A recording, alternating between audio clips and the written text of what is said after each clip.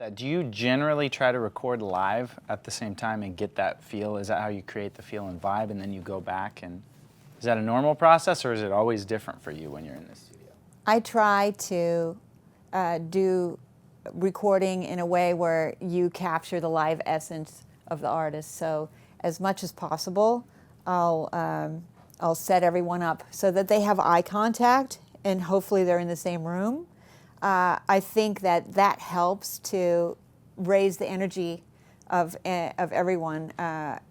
We're really concentrating on getting the best performance from the drummer. Okay. But there's something that happens when people play together that doesn't happen when you isolate each individual instrument. Yeah. So having everyone play together is really important. Even if you plan on re-recording the guitar or re-recording the vocals or re-recording the bass, in this case, I think it's really important for everyone to record the initial tracks together. I believe that we're going to try to record the guitars and the bass in a way that we could possibly keep these tracks, depending on how good they come out.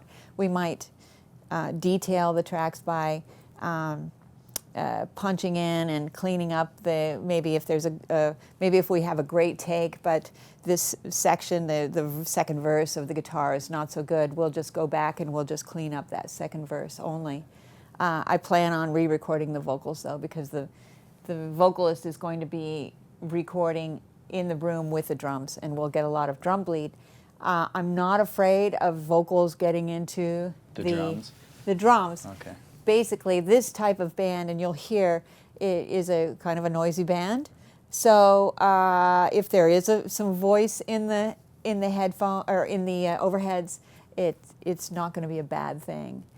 We will re-record the vocals later, and you'll see how it works. Even if there's a little bleed, it's not a bad thing, usually. Cool. Or if actually if we find out that there is a problem, say there's a very quiet section in a song, we'll do separate takes of just that section without the vocals, without the vocalist in the room, just to make sure that we have a clean section like that. But having the vocalist in the room with the other instrumentalists helps to drive the entire band. It helps the band to know where they are in the song. Yeah. It helps me to know where they are in the song, because I'm essentially learning the song as we go also. So it really helps me. And later on, if we're doing edits, it's going to help me, because I'll know, well, this is second verse, because I can see the vocals, I can hear the vocals happening. So if I'm doing editing, I can easily take the sections and rearrange or cut and paste, knowing the parts. Okay. Yes. Do you try to get a copy of the song and listen to it ahead of time and sort of plan before a session? Or do you just sometimes go into the studio and just listen to it for the first time and discover it Both ways. real time? Yeah. Okay. Sometimes I'll get a chance to listen to the music ahead of time. Mm-hmm. When I go in with a new artist, I'll try to get them to give me as much music as possible. So if we're going to do 4 songs, I'll ask them to give me 20 songs or 50 songs even, so that we can pick the best 4 songs. And this is something I learned from working with Rick Rubin, is that you would ask of the band to give you as much material as possible.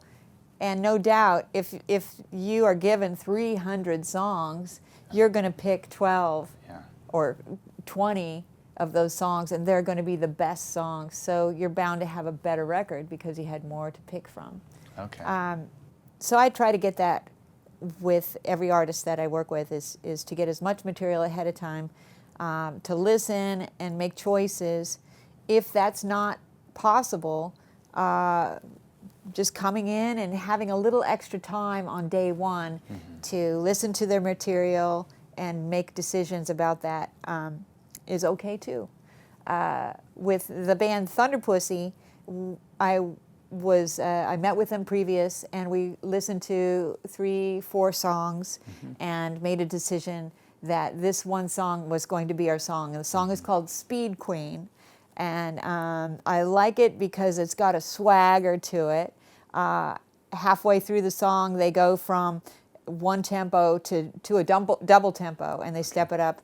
It's a very exciting song. There's 2 guitar solos in it, and we're going to try some things with those guitar solos. We're going to try to do some unusual things to make it really interesting and fun. And if it works out, great. If our experiments don't work out, then it's just all a part of the adventure. So what else would you go over with a band before you go into the studio? Would you go over anything else, or just try to listen to the music? Another thing I'll talk to the band about will be the choice of equipment. Okay. I have control over the equipment that I use for recording, but it's equally and maybe more important to discuss what equipment they'll be using.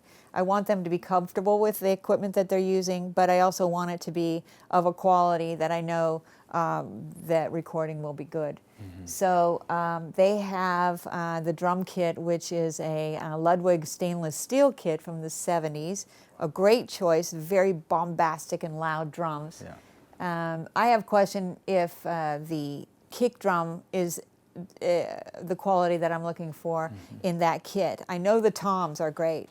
So we have some options for kick drum. We'll listen to those when we start with the drum recording.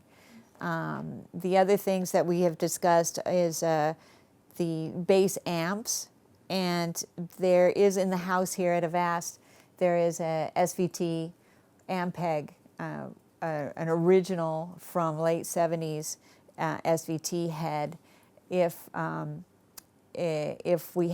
we need it, it's here for us. But I think they have a custom head that is a local build that cool. I'm really interested in trying out and hearing. So we'll be doing that, and I want to hear what they have.